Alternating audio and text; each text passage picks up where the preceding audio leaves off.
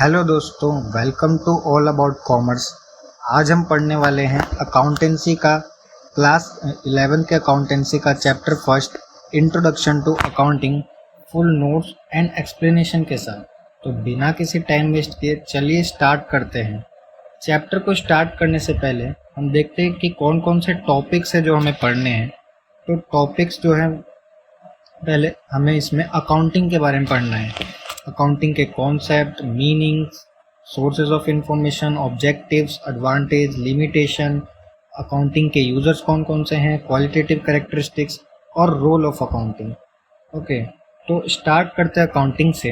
Accounting क्या है? तो accounting is a systematic process of recording, classifying, summarising, analysing and interpreting the financial transaction and communicating the results to the user through। तो accounting का मतलब होता है, accounting एक सिस्टमेटिक प्रोसेस है जो क्या करती है, लाइन बाय लाइन किसी एक स्टेप्स को फॉलो किया जाता है, जैसे कि रिकॉर्ड करना, क्लासीफाई करना, फिर समराइज करना।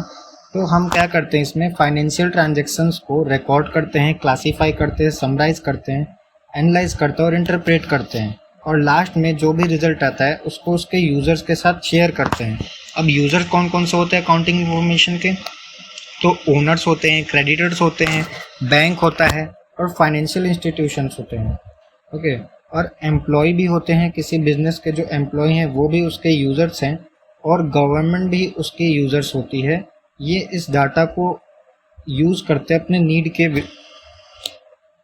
के बेसिस पर। ओके, नेक्स्ट देखते हैं ऑब्जेक्टिव ऑफ अकाउंटिंग।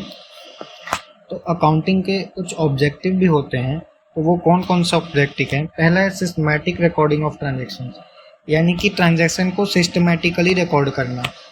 ऐसा नहीं कि किसी को भी कहीं भी रिकॉर्ड कर दिया, हमें उसको सिस्टमैटिक तरीके से रिकॉर्ड करना पड़ता है, प्रॉपर रिकॉर्ड रखना पड़ता है फाइनेंशियल ट्रांजैक्शंस का। और असर्टेनमेंट ऑफ रिजल्ट्स, अब रिजल्ट में हमें प्रॉफिट और लॉस फाइंड आउट करना ड्यूरिंग स्पेसिफिक पीरियड में, किसी स्पेसिफिक पीरियड में कितना प्रॉफिट हुआ, कितना लॉस हुआ, वो असर्टेन करना, ये भी एक ऑब्जेक्टिव है अकाउंटिंग का। नेक्स्ट है डिटर्मिनेशन ऑफ फाइनेंशियल पोजीशन। हम अपने बिजनेस के फाइनेंशियल पोजीशन को भी इसमें डिटरमाइन करते हैं। फिर असिस्टेंट टू द मैनेजमेंट, इसमें मैनेजमेंट को भी असिस्टेंट मिलता है कि उसे वर्क किस तरीके से करना होगा, क्या चेंज करना होगा, किस चीज़ को कैसे करना होगा। तो इसमें भी हमारा मैनेजमेंट को असिस्ट करने का काम भी हमारा अकाउंटिंग करता है। नेक्स्ट है कंप्लायंस विद लीगल रिक्वायरमेंट, यानी कि जितनी भी लीगल चीज़ें हैं उनको भी फुलफिल करना होता है एक बिजनेस को अकाउंटिंग से। ओके, देन नेक्स्ट टॉपिक पर हम आते हैं। नेक्स्ट है हमारा accounting as a source of information. तो अभी हमने देखा कि अकाउंटिंग में हम बहुत सारे डेटा को रिकॉर्ड करके रखते हैं, तो वो जो डेटा है हम आगे चल करके उसको एक सोर्स भी बना सकते हैं किसी भी बिजनेस के फाइनेंशियल इंफॉर्मेशन का। तो अब ये जो सोर्स ऑफ इंफॉर्मेशन है ये रिलायबल होता है और कोई भी इसे यूज़ कर सकता है। तो इसे कौन कौन यूज़ करते हैं? तो हमने पहले ही पढ़ा, बिजनेस ओनर्स, इन्वेस्टर्स, गवर्नमेंट और बैंक्स। तो बिजनेस जो ओनर होता है वो क्यों यूज़ करता है इसको? ताकि वो अपने परफॉर्मेंस को पता कर सके। इन्वेस्टर अपनी प्रॉफिटेबिलिटी को पता कर सके क्योंकि उसने उस कंपनी में पैसे इन्वेस्ट किए हैं। गवर्नमेंट टैक्स की वजह से इसे रीड करती है ताकि वो टैक्स के बारे में जान सके, टैक्सेस और रेगुलेशन लगा सके बिजनेस में। और बैंक इवेल्युएट करता है उसका क्रेडिट वर्दीनेस कि क्या वो उसका उधार चुका पाएगा या नहीं, जो भी लोन लिया होगा। और नेक्स्ट होता है हमारा, इसका एक प्रोसेस होता है। अकाउंटिंग क्या करता है? डाटा को इकट्ठा करता है, गैदर करता है, प्रोसेस करता है और कम्युनिकेट करता है इसको इनके यूजर्स के साथ फाइनेंशियल स्टेटमेंट में। अब नेक्स्ट है हमारा एडवांटेज ऑफ अकाउंटिंग। तो अकाउंटिंग के कुछ एडवांटेजेस भी होते हैं, और वो क्या है, ये इम्पॉर्टेंट है क्योंकि ये एग्ज़ाम में बहुत बार पूछा गया है। तो एडवांटेज ऑफ अकाउंटिंग बहुत ज़्यादा इम्पॉर्टेंट है हमारे लिए, तो इसको पढ़ते हैं हम। तो एडवांटेज ऑफ अकाउंटिंग पढ़ते हैं। एडवांटेज ऑफ अकाउंटिंग में क्या है? Provides financial information. तो अकाउंटिंग हमें फाइनेंशियल इंफॉर्मेशन प्रोवाइड करता है फॉर बेटर डिसीजन, ताकि हम आगे चल करके एक बेटर डिसीजन ले सकें। तो फाइनेंशियल इंफॉर्मेशन वही प्रोवाइड करता है। देन नेक्स्ट है हमारा helps in comparing results. Results को कंपेयर करने में हेल्प करता है ईयर टू ईयर, या फिर दूसरे बिजनेस के साथ भी हम अपने रिजल्ट्स को कंपेयर कर सकते हैं। फैसिलिटेट्स लोन, अगर हमारी अकाउंटिंग पोजीशन अच्छी होती है तो वो हमें लोन भी दिलाता है बैंक से।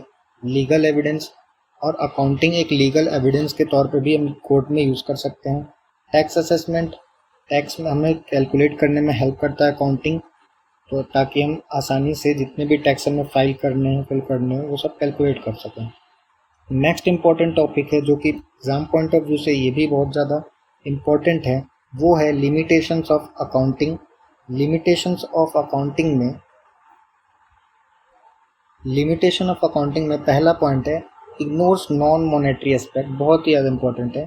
यानी कि अकाउंटिंग जो है वो सिर्फ मनी वैल्यू को मेजर करता है, नॉन मनी को वो मेजर नहीं करेगा। यानी कि कोई भी चीज़ जो कि मनी में वैल्यू कर सकते हैं वही सिर्फ अकाउंटिंग में लिखा जाता है।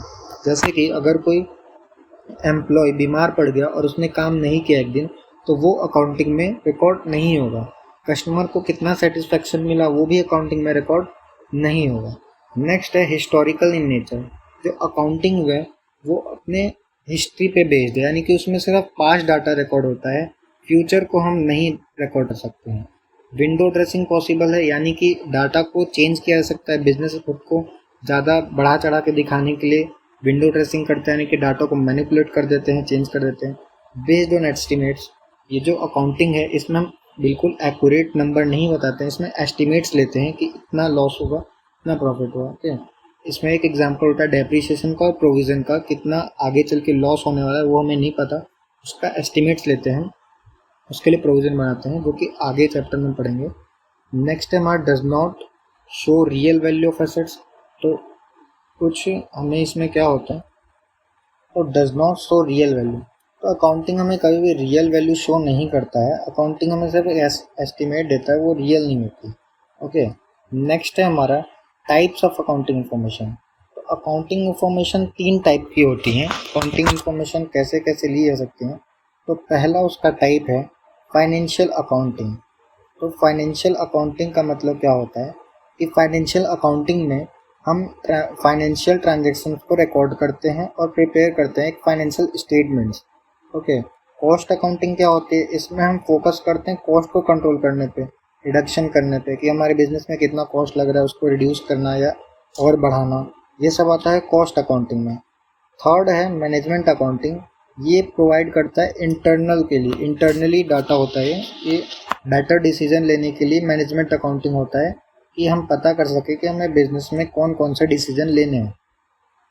तो अगर सिंपल वे में देखें तो बहुत सारे different type of accounting information को डिफरेंट नीड्स के लिए यूज़ किया जाता है, जैसे कि प्रॉफिट को पता करने के लिए, कॉस्ट का पता करने के लिए और मैनेजमेंट को हेल्प करने के लिए। ओके, नेक्स्ट टॉपिक है हमारा यूजर्स ऑफ अकाउंटिंग और उनकी नीड्स क्या क्या हैं। हमने ये पहले भी पढ़ा है कि अकाउंटिंग को लास्ट में उसके जो रिजल्ट्स आते हैं उसके यूज़र्स के साथ शेयर करना होता है। तो वो यूज़र्स कौन कौन से थे, तो यूज़र्स होते हैं 2 टाइप के, एक इंटरनल यूज़र और एक एक्सटर्नल यूज़र। इंटरनल यूज़र्स में आते हैं ओनर्स, मैनेजर्स, एम्प्लॉयज़, जहाँ की एक्सटर्नल यूज़र में इन्वेस्टर, क्रेडिटर, गवर्नमेंट और कस्टमर आते हैं। इंटरनल यूज़र्स में ओनर होता है, ओनर प्योर अकाउंटिंग इन्फॉर्मेशन को रीड करता है ताकि वो अपने बिजनेस के प्रॉफिट लॉस को जान सके, उसके बिजनेस की हेल्थ को जान सके। मैनेजर्स प्लानिंग करने के लिए, कंट्रोलिंग करने के लिए, कोई भी ऑपरेशन परफॉर्म करने के लिए अकाउंटिंग इन्फॉर्मेशन को पढ़ते हैं। एम्प्लॉय जॉब सिक्योरिटी पता करते हैं कि उनकी जॉब सिक्योर है या नहीं फ्यूचर में, उन्हें बोनस डिसीजन लेने में हेल्प करता है। और एक्सटर्नल यूज़र्स जो होते हैं, एक्सटर्नल यूज़र्स में जो इन्वेस्टर है वो इसलिए इस अकाउंटिंग इन्फॉर्मेशन को पढ़ता है ताकि उसे पता रहे कि जब उसने इस बिज़नेस में इन्वेस्ट किया है तो उसको रिटर्न मिलेगा या नहीं मिलेगा, बिज़नेस की फाइनेंशियल पोजीशन क्या है, सब चेक करता है। क्रेडिटर्स या बैंक इसलिए पढ़ते हैं ताकि उन्हें पता रहे कि ये बिज़नेस है, हमारे लोन को चुका पाएगा या नहीं पाएगा, रीपे कर पाएगा हमें या नहीं। गवर्नमेंट टैक्सेस और रेगुलेशन लगाती है इसलिए उसको रीड करती है। कस्टमर पब्लिक स्टेबिलिटी चेक करती है कि बिज़नेस कितना स्टेबल है और हम उससे खरीद सकते हैं कुछ भी या नहीं उससे। तो बहुत सारे पीपल होते हैं अकाउंटिंग इन्फॉर्मेशन का यूज़ करते हैं, कुछ बिजनेस के इनसाइडर होते हैं, कुछ आउटसाइडर होते हैं और उनकी अलग अलग खुद की नीड्स होती हैं। नेक्स्ट टॉपिक पे आते हैं जो कि है qualitative characteristics of accounting information. तो अकाउंटिंग इन्फॉर्मेशन के कुछ क्वालिटेटिव कैरेक्टरिस्टिक्स भी हैं जैसे कि अकाउंटिंग क्या होता है, रिलायबिलिटी होता है, रिलायबल होता है, बायस नहीं होता, एरर नहीं होता उसमें, रिवेलेंस होता है यानी कि डिसीजन मेकिंग में हेल्प करता है, अंडरस्टैंडेबिलिटी होती है यानी कि इसको आसानी से समझा जा सकता है, कंपेरेबिलिटी होती है यानी इसको हम कंपेयर कर सकते हैं अदर बिजनेस से, चाहे खुद के ही बिजनेस में हम ओवर टाइम या ईयर में कंपेयर कर सकते हैं। टाइमलीनेस होता है यानी कि जब हमें इसकी ज़रूरत है तब हमें ये मिल जाता है। वेरीफेबिलिटी होती है, ये कंफर्म किया जाता है, वेरीफाइड होता है, ऐसे ही कोई इन्फॉर्मेशन नहीं लिखी होती है। नेक्स्ट टॉपिक पे आए तो नेक्स्ट है हमारा role of accounting in business. तो अकाउंटिंग का रोल बिजनेस में क्या है? Help in decision making. First है कि हमें डिसीजन लेने में हेल्प करता है, फाइनेंशियल डाटा सपोर्ट करता है, प्लानिंग और स्ट्रेटजी बनाने में, हमारी परफॉर्मेंस को ट्रैक करता है, shows how well the business is doing यानी कि हमारे बिजनेस किस तरीके से काम कर रहा है, इंश्योर्स कंप्लायंस यानी कि help follow rules and regulation, जितने भी रूल्स और रेगुलेशन गवर्नमेंट के द्वारा बनाए गए होते हैं उनको फॉलो करना, ये भी अकाउंटिंग का एक रोल है। एड्स इन बजटिंग, फ्यूचर प्लान के लिए कितना बजट चाहिए उसको भी मैनेज करता है। सपोर्ट्स कम्युनिकेशन यानी कि रिपोर्ट्स जो हैं वो शेयर की जाती है बैंक के साथ, इन्वेस्टर के साथ और भी जो अदर्स हैं उनके साथ भी इसको शेयर किया जाता है। तो accounting is like a mirror, it shows the business it's true picture and help in growing it the right way. Next topic पर मैं तो नेक्स्ट है हमारा बेसिक अकाउंटिंग टर्म, जो कि सेकंड चैप्टर है। इसको हम नेक्स्ट क्लास में कवर कर रहे होंगे। हमने फर्स्ट चैप्टर को कंप्लीट कर चुके हैं और नेक्स्ट में हम पढ़ेंगे बेसिक अकाउंटिंग टर्म। तब तक के लिए आप मैं पीडीएफ दूंगा जिसमें आपको क्वेश्चंस होंगे, उसको सॉल्व करना। और अब हम मिलेंगे नेक्स्ट वीडियो में। और सब्सक्राइब करो, अगर वीडियो अच्छा लगा तो लाइक करो, ऐसे ही पढ़ने के लिए आगे शेयर करो।